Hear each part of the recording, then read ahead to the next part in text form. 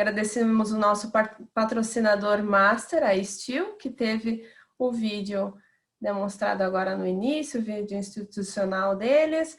Agradecemos também os demais patrocinadores, Lippert Advogados, a Saúl Equipamentos, a Asus Favret e a ThyssenKrupp Elevadores. Também o apoio do Jornal do Comércio. Passo a palavra para o senhor Roberto. Boa palestra. Obrigado, Aline.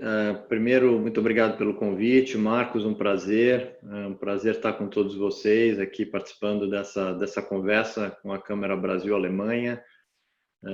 A gente sempre gosta muito dessas oportunidades de ter diálogo, de ter conversas, é assim que a gente evolui, é assim que a gente aprende.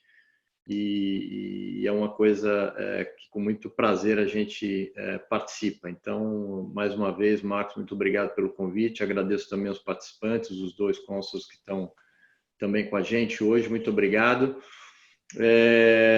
Eu vou falar um pouquinho só dessa jornada. A gente sempre gosta de caracterizar como essa jornada de Natura &Co agora. E para dar um pouco do contexto, mas aí eu acho que é muito mais legal abrir realmente para o diálogo, para as perguntas, para ter uma interação com a maioria de vocês, que eu acho que fica mais rico a conversa. A Natura vem numa jornada que acho que é uma jornada de aprendizado e de globalização já há algum tempo. Eu diria que há uns 4, 5 anos atrás, grande parte do negócio da Natura era no Brasil, praticamente 90% dos seus negócios estavam no Brasil. E hoje, depois aí de 4, 5 anos, o Brasil, obviamente, é o nosso maior mercado, mas é 30%. Então, houve uma mudança muito importante desse footprint da companhia nesses últimos 4, 5 anos, que tem sido bastante intensos. O que levou essa visão estratégica da Natura de buscar ir para o mundo foi, primeiro, essa percepção de que, com os fundadores e com o próprio conselho, a gente via que essa mensagem da Natura, de uma mensagem mais transformadora do mundo, onde sim é possível conciliar desenvolvimento econômico, social e de meio ambiente, era uma mensagem que a gente achava que tinha condição de levar para outros países do mundo. Uma marca muito forte no Brasil, com um posicionamento bastante forte, e a gente achou que a melhor maneira de fazer isso, ao invés de simplesmente talvez um crescimento orgânico, seria encontrar outras marcas, outras empresas que tivessem um pouco esse mesmo princípio, com propostas muito fortes no seu tecido, no seu DNA. E foi assim que a gente começou com a Aesop em 2013, uma empresa baseada na Austrália, uma empresa realmente que tem uma visão de relacionamento com as comunidades, onde tem as suas lojas, produtos realmente muito diferenciados. Foi a primeira empresa que se juntou ao grupo. Depois, em 2017, demos um passo bastante ambicioso, que foi a aquisição da The Body Shop, uma empresa com base em UK, em Londres, que tem, na verdade, como sua fundadora, Anita Roddick, que, sem dúvida nenhuma, talvez até hoje, uma das líderes e pessoas com uma visão mais progressista do ponto de vista da importância de se trabalhar suprimentos, sustentabilidade, trabalho com comunidades e uma visão muito progressista. Um exemplo que eu sempre digo da Anita que ela foi talvez uma das primeiras mulheres a desenvolverem uma relação bilateral de comércio entre Europa e Oriente Médio. E ela, como mulher, tendo ido à Arábia Saudita mais de 30 anos atrás, obviamente com todas as restrições que existiam na época, que ainda existem hoje, ela desenvolveu um negócio, criou parcerias e abriu o negócio da The Body Shop na Arábia Saudita, que hoje é um dos maiores negócios que nós temos da The Body Shop.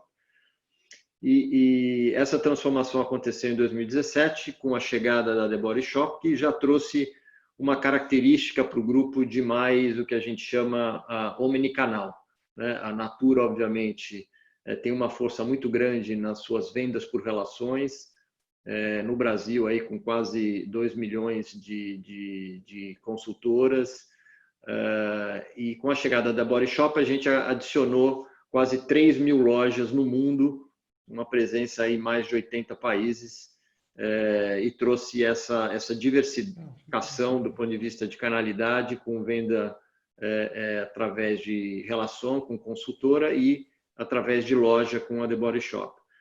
E mais recentemente, no começo desse ano, em janeiro, a gente fechou a transação de trazer também a parte do grupo Avon.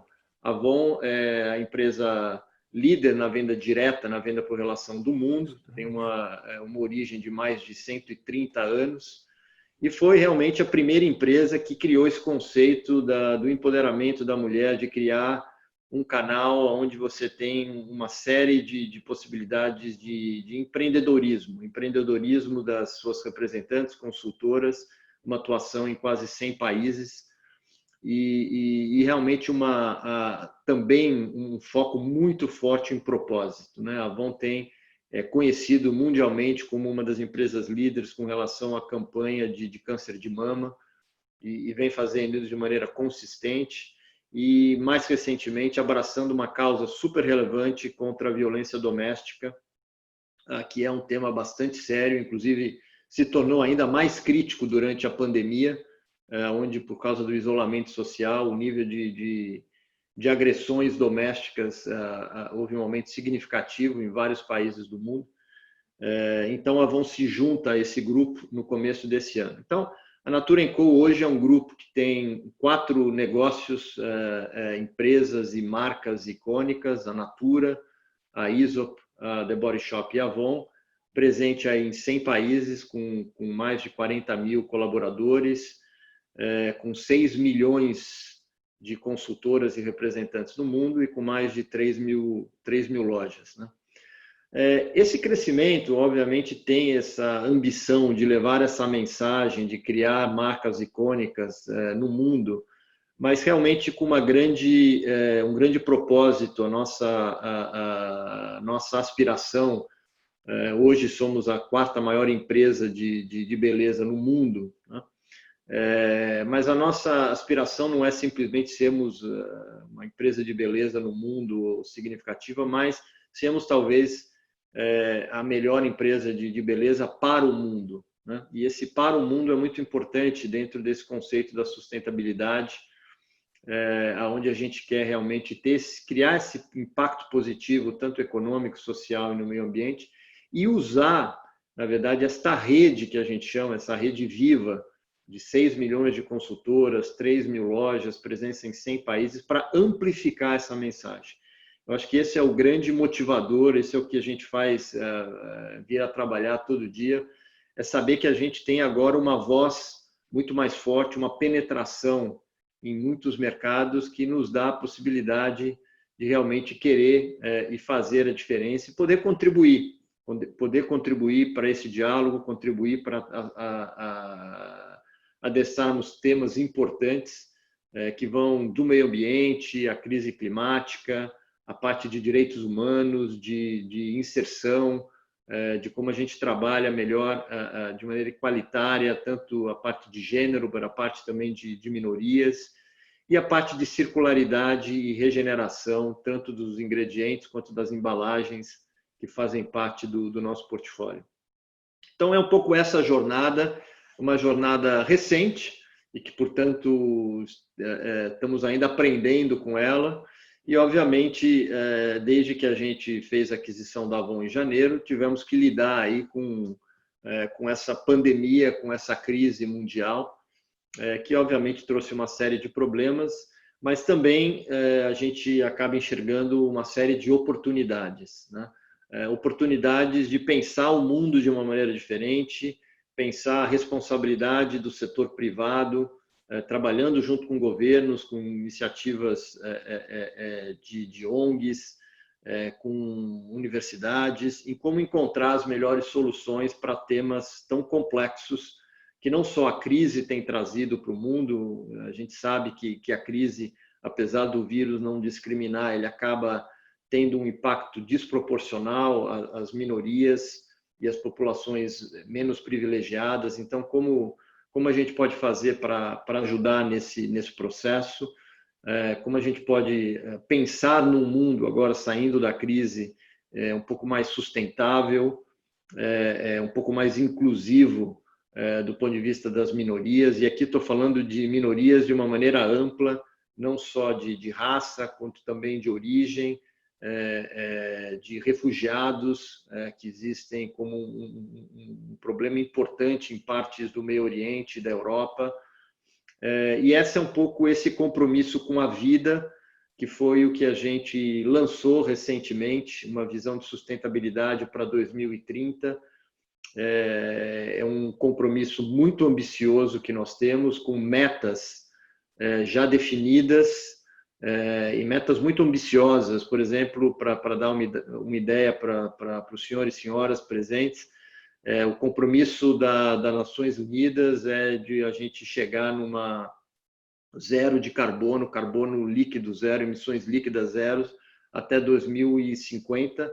O nosso compromisso é atingir essa emissão de gases líquidas a zero até 2030, ou seja, 20 anos à frente do compromisso mundial da organização da ONU. E a gente colocou esses, vamos dizer, objetivos muito agressivos e ambiciosos, muitos deles, sendo bem honestos, sem sabermos ainda exatamente como vamos chegar lá, mas num sentido de provocar o diálogo, de trazer parceiros externos que nos ajudem a encontrar essas soluções. E a gente acredita que com isso também a gente tem uma capacidade de aumentar muito o processo inovativo da empresa. Esses objetivos ambiciosos e visionários, e alguns deles um pouco até que dão até um pouco de medo de pensar em como é que nós vamos chegar neles, a gente tem a convicção de que eles acabam trazendo uma mentalidade de inovação para o grupo. A pensar em como é que nós vamos chegar em mais de 95% de ingredientes renováveis ou naturais. Nós vamos chegar a 95% das nossas fórmulas biodegradáveis.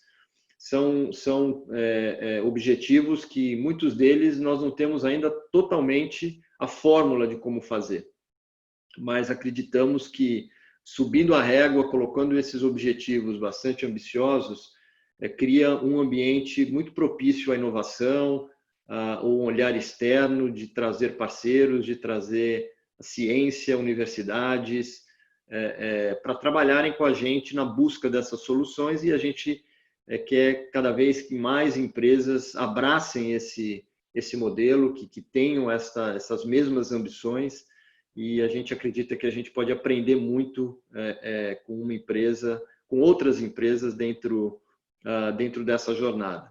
Então, essa jornada de Natura & Co, trazendo 4 empresas, essa visão de realmente criar e ter a ambição de ser, talvez, não só a melhor empresa de beleza no mundo, mas ser a melhor empresa de beleza e cosmético para o mundo, é o que talvez seja o grande diferencial que a gente tem.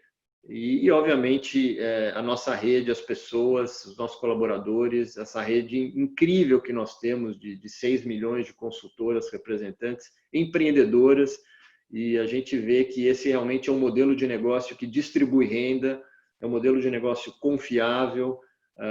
Essas representantes, consultoras, estão cada vez mais digitalizadas, então o processo de digitalização é outro fator que a crise, na verdade, trouxe e acelerou muito o nosso processo de digitalização, tanto de e-commerce, como também da própria digitalização desse canal de venda por relações, onde essas, na maior parte delas, mulheres empreendedoras incríveis, têm se tornado quase que micro-influenciadoras. Então, através das suas plataformas digitais, de Instagram, de Facebook, de WhatsApp, elas têm criado as relações que antes se davam só no ambiente físico e que agora se dão tanto no ambiente físico como no ambiente digital, online, e isso é uma das coisas que também nos dão muita confiança para o futuro, porque é uma modernização significativa desse modelo de venda e se torna agora, tem se tornado um dos mais relevantes, mais contemporâneos do mundo, né? Muita da literatura hoje fala que essa venda por relação e a parte que a gente chama de social selling talvez uma das grandes tendências futuras, e a gente acredita que estamos muito bem posicionados com o Natura & Co, com essa rede incrível de 6 milhões de consultoras e revendedoras. Então, eu acho que é um pouco, acho que é isso, um pouco essa jornada que estamos ainda aprendendo, estamos evoluindo e temos muito ainda que evoluir, temos muito ainda que aprender, mas estamos com muita confiança no futuro, vemos aí uma oportunidade do mundo incrível, inclusive do Brasil, de sair dessa crise e pensar de uma maneira mais sustentável, pensar de uma maneira mais inclusiva, onde o diálogo é sempre super importante. E eventos como esse, onde a gente traz pessoas para poder conversar, são coisas que a gente acredita muito como fórmula realmente de a gente continuar evoluindo como negócio, como sociedade, como país. E é com muito prazer de novo que eu estou aqui. Então, acho que com isso, Marcos, eu paro por aqui para poder escutar um pouquinho perguntas, considerações, e de novo agradecendo muito pela oportunidade. Muito obrigado pela introdução aí, Roberto, pela primeira fala, tá? Tu vê como é que é esse mundo virtual novo, né? Entrei mais cedo aqui, a gente testou tudo, né? Na hora que começou, o meu áudio ficou sem, né? Eu não conseguia ouvir vocês, né? Então, pô, já deu um bug diferente aí. Agora tá tudo certo aqui, já consigo. Estamos te ouvindo bem agora, sim. Já consigo. Não, as meninas me avisaram pelo WhatsApp ali que estavam me ouvindo, mas eu não conseguia ver por aqui, né? Então ficou um negócio meio inédito aí, né? Mas bacana e legal da gente saber de todo esse processo, né, Roberto? E já tem aqui algumas questões, né, anotadas aí com relação a essa visão assim mais voltada à sustentabilidade, né? E inclusive, semana que vem acontece aí, promovido pela ONU, né, que está aí em Nova York, a Semana do Clima, né, que tem tudo a ver com essa nossa conversa, né? Eu teria uma pergunta aqui já, Roberto, que é o seguinte: você comentou aí sobre essa questão do equilíbrio de carbono, mas você está falando aí do compromisso corporativo, né, da Natura nesse aspecto. Como é que vocês imaginam isso, né? Isso é um balanço do consumo de energia e gastos e atitudes, né? Por exemplo, se você viaja de avião, entra numa conta, né? Imagino que é por aí, né? E a outra pergunta que tem a ver com essa também como é que é o processo, assim, a produção dos produtos, né, de vocês. Eu imagino que deve ser um mix, vocês devem ter fábricas próprias e talvez algumas coisas, alguns itens e componentes também fabricado por terceiros, né? E certamente numa conta de carbono isso tem que ser contabilizado. Então, se pudesse explicar um pouquinho mais, né, para nós, porque já está logo ali, né? Mais 10 anos, né, Roberto? É rapidinho, né? Exatamente. E é importante primeiro, né? A Natura já é carbono neutro, né? Ou seja, a gente consegue mitigar a emissão de carbono para ser carbono neutro. Aqui o objetivo é até mais ambicioso, é emissão líquida zero, né? Então é um objetivo até bem mais ambicioso do que isso. Aqui o que a gente quer, alinhado com o compromisso com a ONU, né, é entregar esse 1,5 graus de aquecimento a 20 anos antes do compromisso da ONU. E, Marcos, você tem total razão. Aqui é um processo de medição que engloba toda a cadeia produtiva, né? Vem desde os nossos fornecedores, passa pela transformação que a gente fez, até, na verdade, o consumo final do produto. Então, ele entra o que a gente chama os 3 escopos, escopo 1, 2 e 3, nesse processo, e a gente aqui quer ter uma parceria com a SBTI, que a Science Based Target Initiative, que é exatamente o processo de medição, né? E como é que a gente consegue trabalhar reduções de novo, tem que ser na cadeia toda, inclusive no consumo final de produto. Então, é um trabalho bastante grande do ponto de vista de você trazer os fornecedores dentro do mesmo critério, ter esse alinhamento com relação à medição e às metas que são colocadas, e todas as ações, como você colocou, viagens é uma delas, o próprio deslocamento, né, de carro, tudo isso entra na conta. Obviamente, a parte produtiva de manufatura é um dos grandes geradores aí de emissão de carbono. Então, a gente tem planos, obviamente, de trabalhar e continuar reduzindo, não só de mitigar, mas de redução significativa com relação a isso. Obviamente que esses objetivos agora que a gente traçou, ele é um objetivo global, o que significa que todas as empresas do grupo passam a aderir a esse compromisso. E, obviamente, a gente está em estágios muito diferentes. A Natura, no Brasil, que já vem trabalhando nisso há muito mais tempo, há 30 anos, ela já está numa situação muito mais adiantada, eu diria, por exemplo, que a Avon, que chegou agora a parte do grupo e que tem que passar agora por um processo transformacional mesmo, com relação a esse conceito de emissão zero de carbono. Mas é esse o nosso compromisso. Então, trabalhando com metas e ciência do ponto de vista de avaliação e mensuração, e trabalhando o que a gente chama esse escopo 1, a 2 e 3, que é toda a cadeia produtiva, desde o suprimento até o consumo final do produto. Então, esse é o desafio. Nesse tema nessa conversa aqui sobre sustentabilidade, tem uma outra pergunta aqui da Betina, ó. Se você pudesse, já mencionou nisso, né? Se você pudesse falar na Conferência do Clima, né? Ou na União Europeia para consumidores ou tomadores de decisão, qual a mensagem que você transmitiria a esse público em nome da Natura, Body Shop, né? Ou em nome do Roberto, né? Como brasileiro, né? A questão das metas mencionadas agora serem colocadas na conta, né? Então aí é uma pergunta, um complemento seria assim, como é que, óbvio que existe um compromisso institucional, né, humanitário, etc., mas também é um negócio, né, Roberto? Como é que vocês avaliam essa conta aí, porque no fundo talvez isso traga resultados, né? Ainda mais uma empresa como a Natura, que tem uma capilaridade gigantesca de clientes, né? E hoje o cliente começa a tomar decisões, né?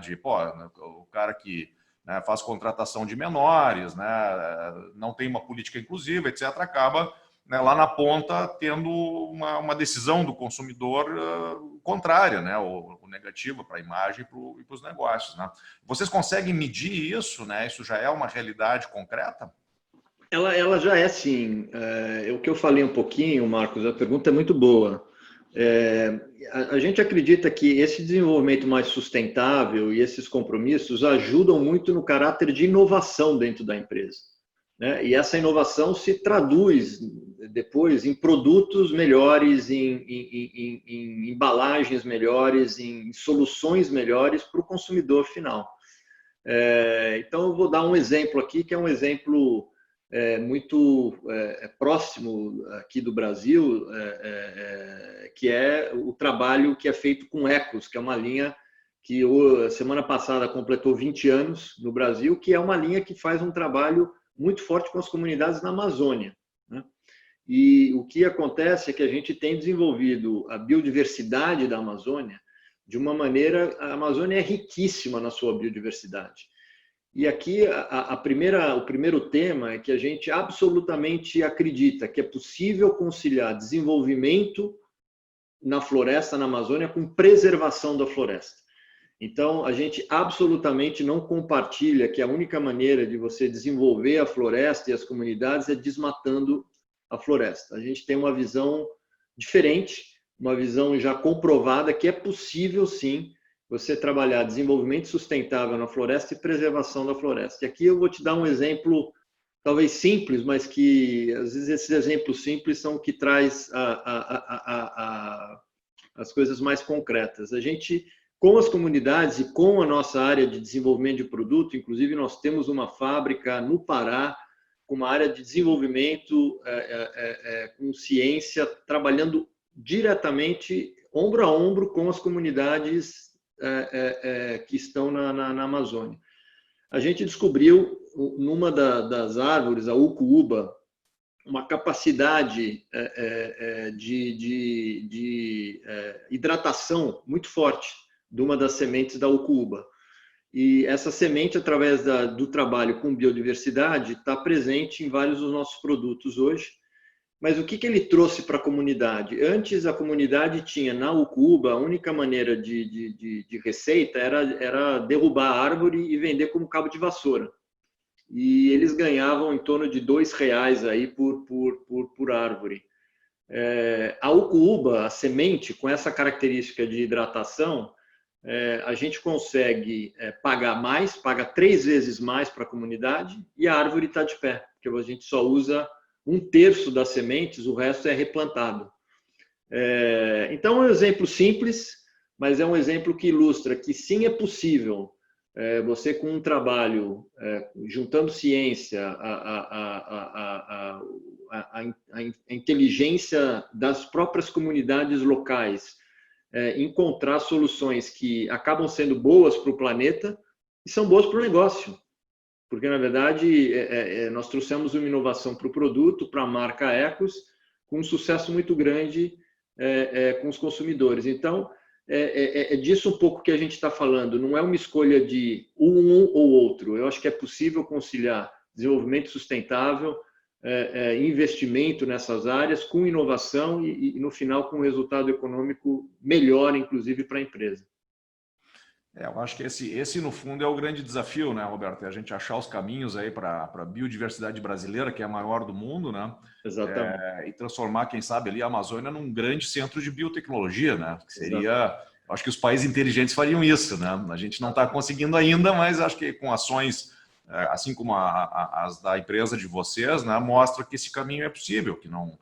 E isso faz todo sentido, né? Porque o corte da floresta, ele é um negócio de uma vez só, né? E quem sabe de uma biodiversidade que levou ali centenas de anos, né? Porque tem esses produtos endêmicos, né? Que são muitos de um local e, né, se aquilo aí for desmatado, né, certamente aquele bioma ali desaparece, né? Exatamente. Mas entrando um pouquinho mais nessa questão assim das florestas, aí a gente está vivendo uma semana bem dramática, tanto na Califórnia, né, com as queimadas, né, que cada ano queima lá 2, 3% de toda a superfície do estado da Califórnia, e isso é acumulativo, né? Então, um dia talvez termine, né?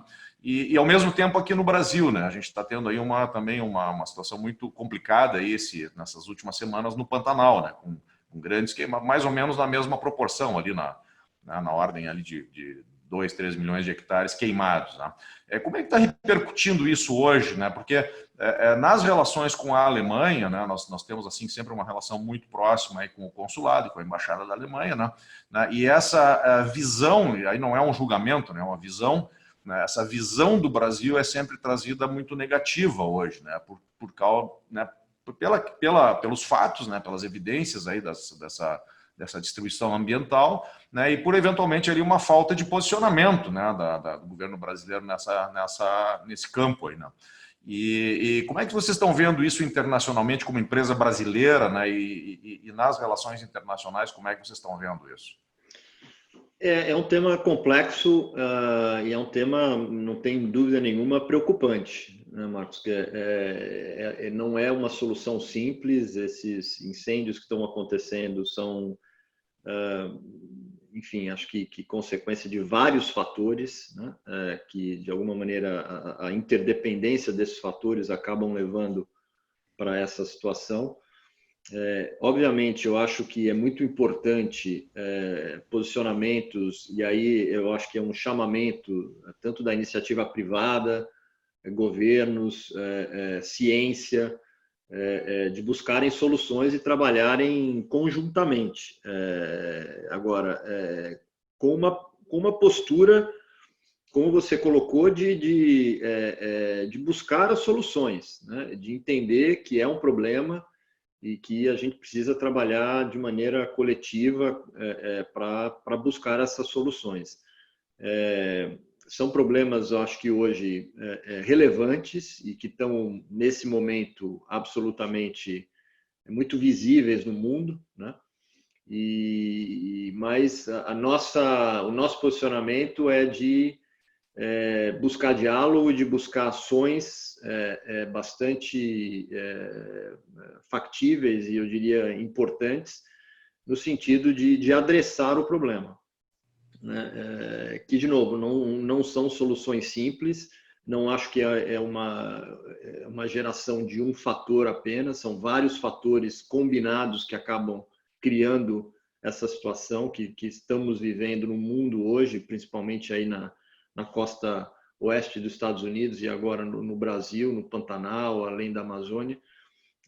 Acho que sim, é um problema importante que a gente precisa reconhecer primeiro o problema, e aí trazer as pessoas, os experts com relação a isso, para a gente encontrar as soluções conjuntamente. Então, é um pouco isso que a gente acredita e a gente tem tentado nos inserir um pouco dentro desse contexto para poder ajudar no que a gente pode. E eu tenho acompanhado ali as ações na costa oeste ali também, né? E muito na linha assim que existem ações de curto prazo que são importantes. Eu estava ouvindo uma entrevista essa semana aqui com o comandante aí da Brigada de Incêndio do Pantanal. Eu fiquei espantado que ele tem uma equipe de 12 brigadianos, né? Então, pô, isso é uma coisa aí é do curto prazo, né, Roberto? E depois tem essas questões mais complexas, como você mesmo falou, que são essas questões da mudança climática, que interessam, acho que muito ao Brasil, né? Porque a primeira questão da imagem, depois, né, o agronegócio brasileiro, porque o agronegócio ele quer clima previsível. Então, mudança climática com o agronegócio é um negócio que não combina, né? Exatamente. Então, a gente precisa né, agir nisso aí, nem que leve, né, 5, 10 anos, né? Tá, muito bem. E agora voltando um pouquinho para essa questão da biodiversidade, Roberto, você falou aí desse produto hidratante, né, que sai de uma árvore da Amazônia, né? E também a gente teve aí nos Estados Unidos essa questão do açaí, né, que é uma outra fruta tipicamente brasileira, né, e que acho que uns 5, 6 anos atrás explodiu aí nos Estados Unidos, né, virou uma grande moda aí, principalmente como superfoods, né, essas comidas, esses alimentos extremamente nutritivos, né? E no passado, né, a gente vê também, né, por exemplo, no Brasil se consome o trigo, né, que é um alimento, uma semente, né, tipicamente europeia. E a gente replica isso aqui e às vezes deixa de lado, né, outros, né, alimentos tão bons ou melhores até que são nativos, né? Eu acho que um outro caso muito interessante é o da batata, né, porque a batata ela é original do Peru, ela não é europeia, né? Salvou a Europa várias vezes, mas é um produto, é um alimento que vem da América Latina, né? E nessa linha, assim, Roberto, como é que vocês estão vendo outros produtos brasileiros, né? Porque aqui no Brasil mesmo a gente não conhece, né? A gente vai lá para o norte, né? E vem aquelas frutas lá e, pô, metade nós mesmos brasileiros não conhecemos, né? E, como é que vocês veem a inserção destes, tanto dos itens in natura, ou assim, esses produtos como o próprio açaí, né, como extratos, né, para funções específicas, né? Eu acho que o potencial deve ser imenso, né? Não, você está corretíssimo. O potencial é imenso e assim a nossa biodiversidade é uma riqueza extraordinária que nós temos, né? E o potencial que isso tem, se feito da maneira correta, assim, o potencial econômico que eu estou falando é imenso, né? A gente tem trabalhado na expansão disso, quer dizer, agora a gente com essas 4 marcas, você falou uma coisa legal, você falou do açaí, nós temos agora uma linha da The Body Shop com açaí. Então, nós estamos exportando agora um pouco desses ingredientes, essa biodiversidade, para as outras marcas que fazem parte agora do grupo e que tem uma penetração em vários países. Eu posso dizer assim, os consumidores do mundo adoram, né, esses ingredientes e as histórias, né, porque eles têm outra coisa. a história dessa transformação das comunidades e da onde a origem desses ingredientes e aí as suas propriedades, né? São coisas muito ricas que a gente tem. Então, é um privilégio a gente poder estar num país, no Brasil, que tem essa riqueza e que pode contribuir tanto para criar produtos que tragam soluções de hidratação, de melhora com relação até a alguns aspectos de voltar à cicatrização de pele, etc. e tal, regeneração, é incrível. Então, o nosso objetivo é trazer essa biodiversidade, não só através da Natura no Brasil, mas expandindo a nível mundial com a marca Natura e com as outras marcas que fazem parte do grupo. E continuar muito esse trabalho com a área científica e com as comunidades em descobrindo outros usos e outros ingredientes que venham dessa rica biodiversidade que nós temos, principalmente na Amazônia. Eu imagino que isso também para a Natura permite um posicionamento estratégico e uma agregação aí de inovação e de tecnologia fantástica, né? Porque simplesmente replicar produtos de outras companhias, você sabe o que acontece, né? Você vai brigar por preço, né? O teu resultado vai ser minúsculo, né? E a empresa que consegue fazer essa inovação, né? E trazer coisas até difíceis de replicar por outros, né? Tu consegue aí uma posição de mercado. Então é muito bom ouvir assim essa história de que isso aí funciona, isso não é teoria, né? Agora tem uma outra questão aqui, indo um pouquinho mais agora para a questão aí de governança, né? A pergunta aqui da Manuela. Então ela queria entender aqui como vocês compatibilizam a responsabilidade fiduciária, né, dos diretores do conselho, né, vis-à-vis dividendos e acionistas, né? Uma pergunta mais técnica na área de governança, né? Há uma grande discussão nos Estados Unidos sobre o Public Benefit Corporations, né? Corporate Purpose, e como equilibrar investimentos das empresas e ações de sustentabilidade ESG, né? Agradeceria se pudesse comentar um pouco sobre o tema. Ótima pergunta, Manuela. É uma pergunta super relevante. A gente talvez tenha o privilégio, a gente tem um conselho, né? Onde temos aí os 3 fundadores da Natura que fazem parte do conselho, e um conselho muito experiente também, com pessoas hoje internacionais, né? A gente tem hoje pessoas do mundo todo, praticamente, que fazem parte do nosso conselho, que entendem e não só entendem, como valorizam muito esse posicionamento do grupo, da empresa, de que a gente chama triple bottom line, né?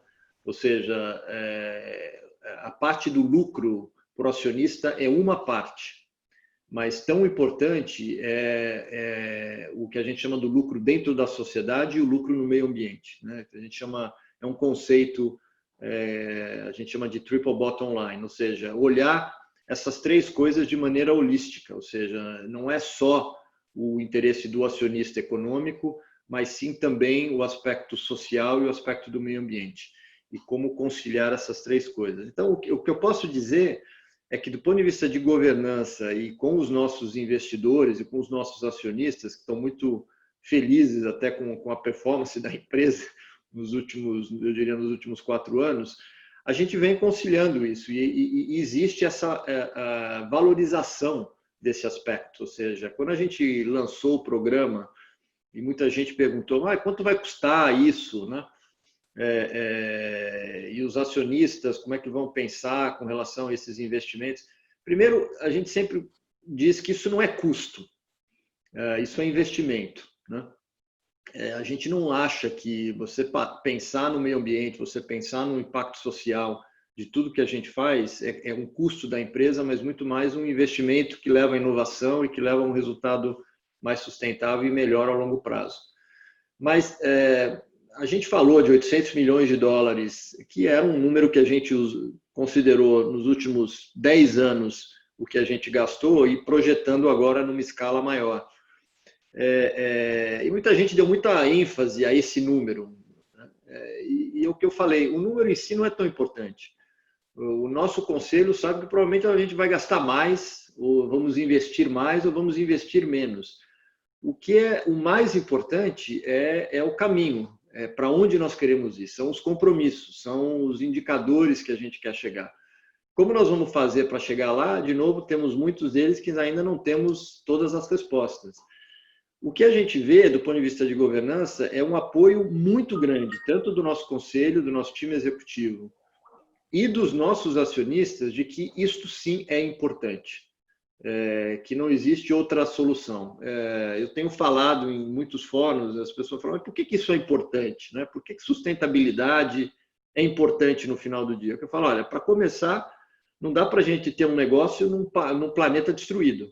Então, para começar a conversa mais simples possível, não tem negócio se o planeta estiver destruído. Então, até como preservação do negócio a longo prazo, para que os acionistas consigam e continuem se beneficiando dos negócios, o planeta tem que ser um planeta mais sustentável.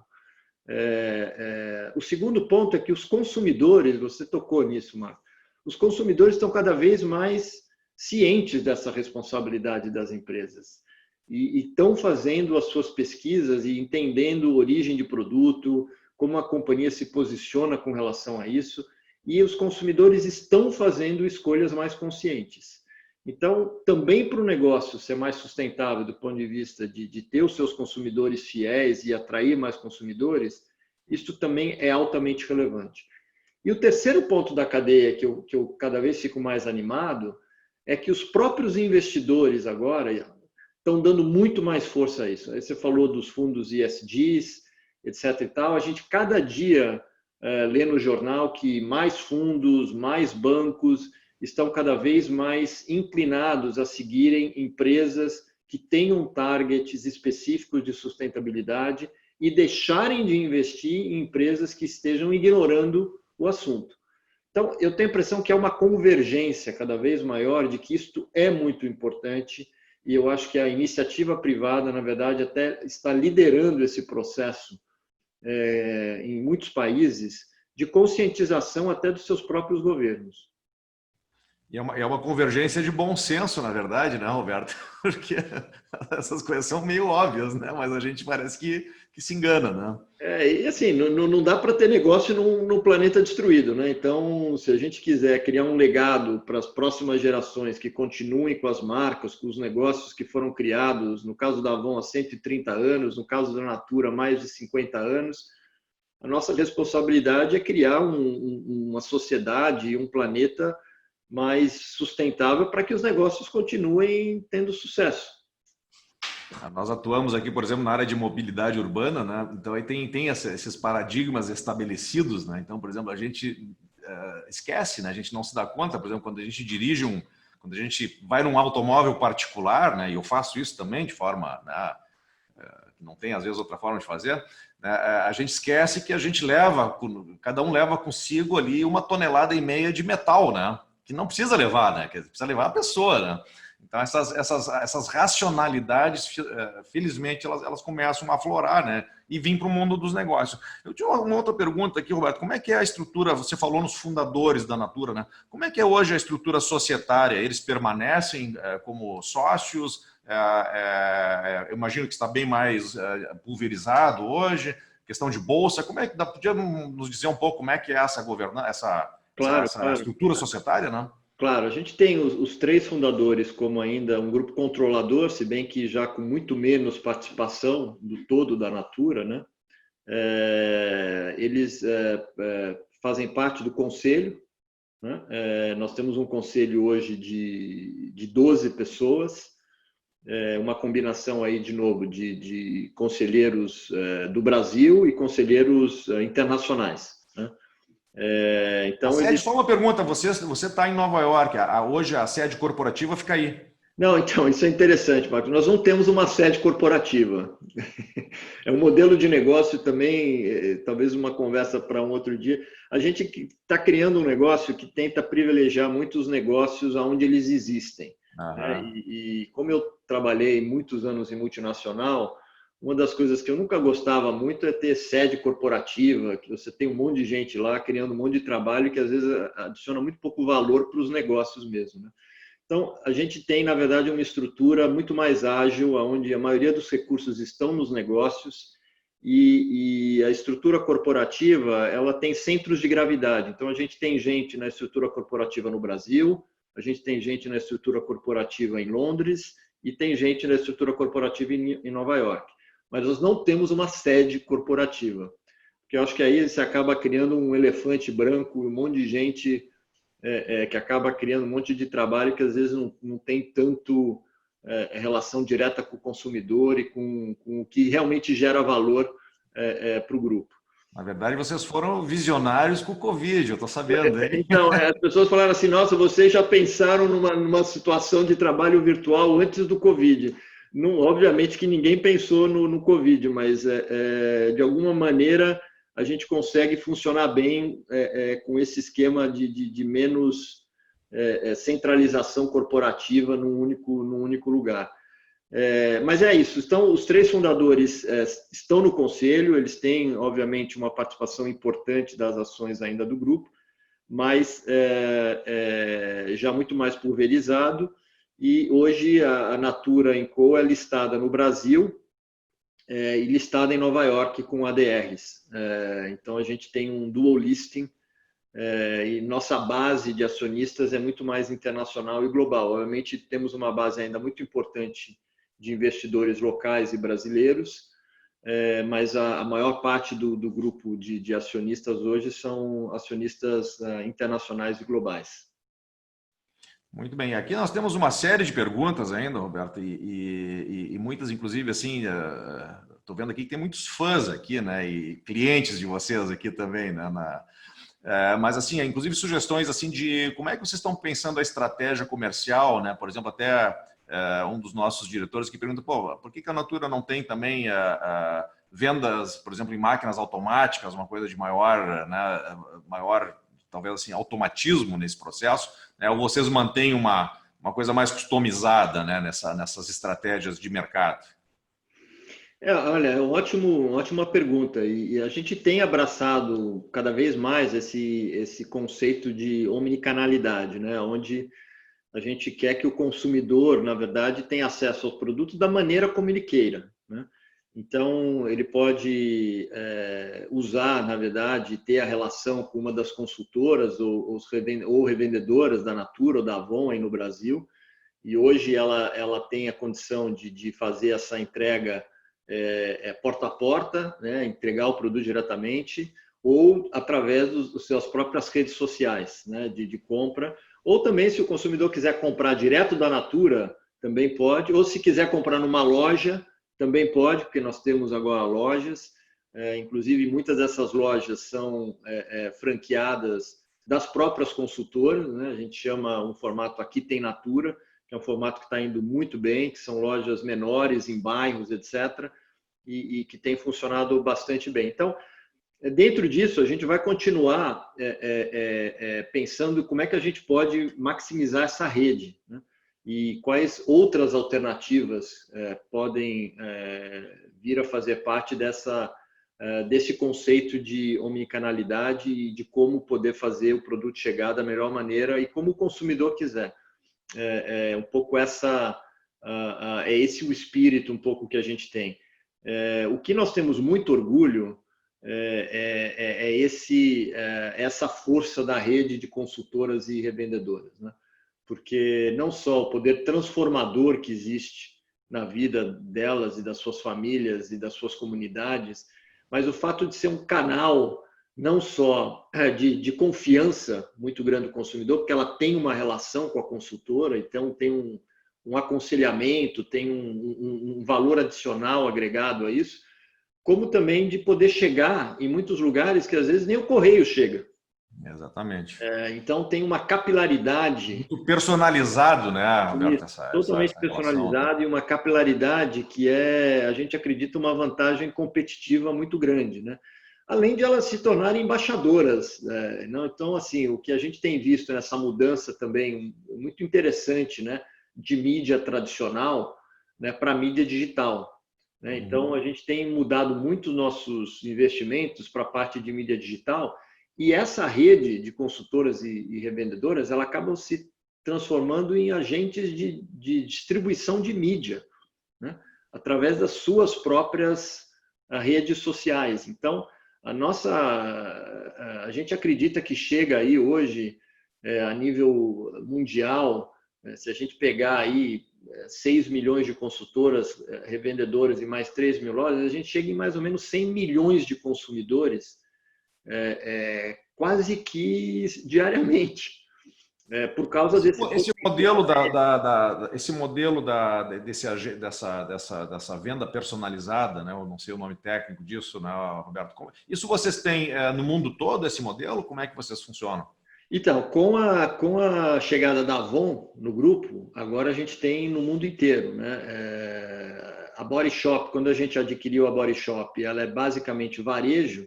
Existiam 2 países que têm já essa venda personalizada, que a gente chama social selling, a venda por relação, em UK e na Austrália, e que estava indo muito bem. A gente agora está ampliando isso para os Estados Unidos. Mas com a chegada da Avon, obviamente, agora a gente cria essa rede com uma capilaridade, com uma penetração mundial, né? Então, aí é uma curiosidade, a mesma pessoa, ela vende as 3 marcas ou são canais diferentes? Como elas são empreendedoras, elas podem vender o produto que elas quiserem, né? Então, a maioria das consultoras aí no Brasil, mas no mundo todo, elas acabam trabalhando, às vezes, com 3, 4 marcas, né? O que a gente quer, obviamente, agora é que essas consultoras e revendedoras trabalhem principalmente com Avon, Natura e talvez The Body Shop, né? Então, é um trabalho que agora a gente chama de sinergias de integração, de como é que a gente pode facilitar e criar melhores serviços para essas, vamos pegar o Brasil, para essas consultoras e revendedoras no Brasil, para que elas cada vez mais trabalhem com Natura e Avon e, quem sabe, no futuro e com Body Shop também.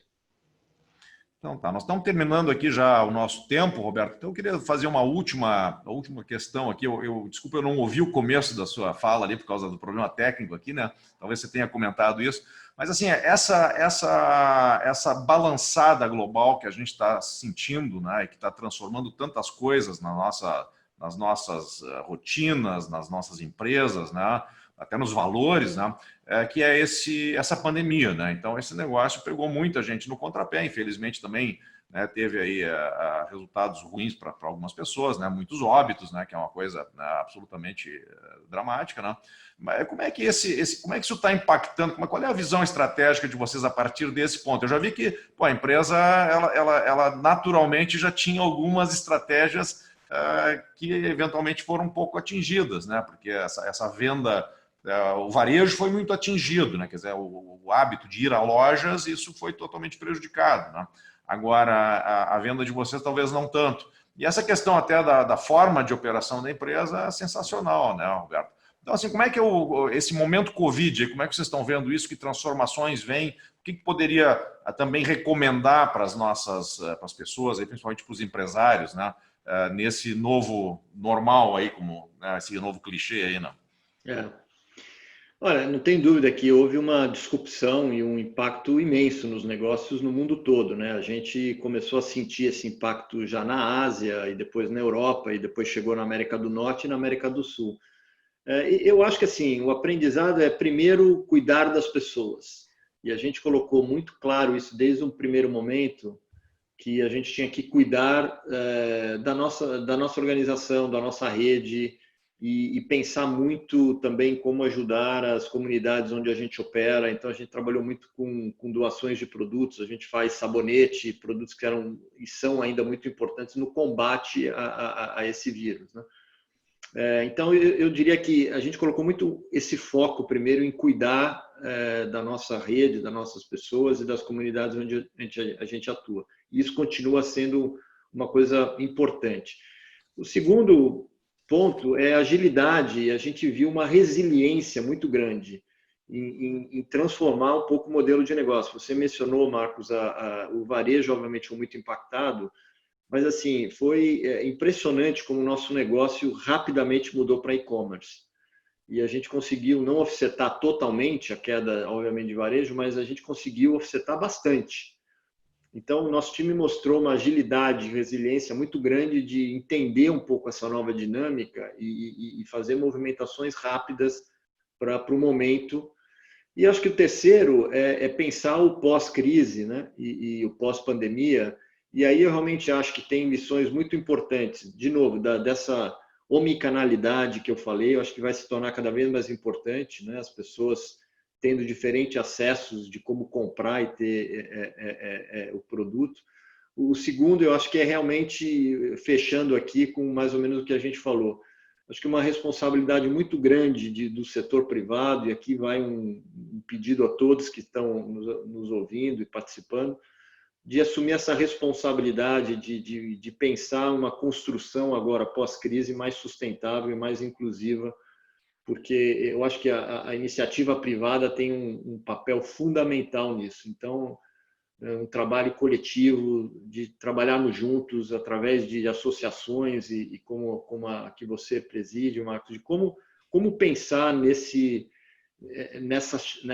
novo normal, ou que seja, e como nós podemos contribuir para que realmente a gente veja um planeta mais sustentável, uma sociedade mais justa, mais inclusiva. Eu acho que essa é a grande oportunidade que a gente tem. Olha só, Roberto, em nome aqui da Câmara, eu queria lhe agradecer imensamente. Eu já era um admirador da iniciativa Natura, né, e de toda a história de vocês, né? Fiquei mais fã ainda agora, né? E parabéns, né? Porque tu traz aí, a Natura, ela traz para nós uma concretude, né? De que essa questão, por exemplo, da sustentabilidade, ela não é antagônica com negócios, pelo contrário, né? É o negócio daqui para frente, né?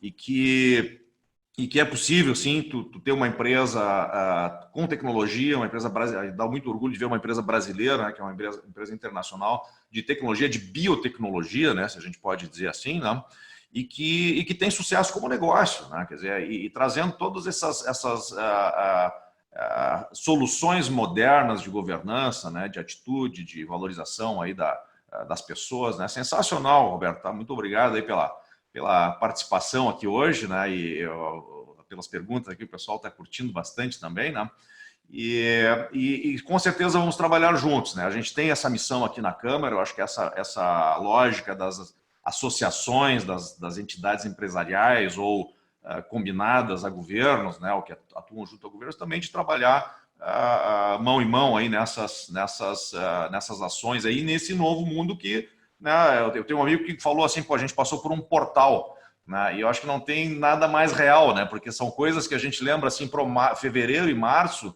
pô, aquele tipo de situação não existe mais, né, e talvez não volte a existir, né, então é um novo momento, vamos precisar pensar juntos, né, e criar aí um mundo diferente daqui para frente, né? Então, mais uma vez, muito obrigado, Roberto, grande participação aqui hoje com a gente, tá? E eu vou retornar para a Aline, tá? Que ela tem ainda umas considerações finais aí. Obrigado a todos os participantes da nossa reunião almoço de hoje, tá? E contamos contigo, né, Roberto? Foi bacana a conversa aqui, tá? Claro, contem com a gente e vamos fazer junto. Muito bem, obrigado, hein? Aline, está contigo a palavra. Certo, para encerrarmos alguns lembretes finais, enviaremos um formulário de avaliação acompanhado do link deste evento, que vai estar na nossa videoteca no YouTube. Agradecemos novamente o nosso patrocinador master, a Steel, que esteve presente, o seu vice-presidente, o Sr. Cleomar Prunzel, e nosso vice-presidente também. Os demais patrocinadores também, muito obrigada, Lippert Advogados, a Saúde Equipamentos, a Asus Favorite e a ThyssenKrupp Elevadores. Algumas agendas, pois hoje à tarde ainda temos, às 16 horas, o 5º Simpósio de Governança Familiar. O tema vai ser de herdeiros para CEOs. Como é possível a aceleração para esse desenvolvimento? Ainda na semana que vem, dia 22, terça-feira, às 11 horas, um encontro marcado sobre transformação humana e não digital, organizado pelo Comitê de Inovação da Câmara Alemã. Vale também um Save the Date para o dia 30, às 11 horas, reunião almoço virtual com Jackson Schneider, o presidente da Embraer.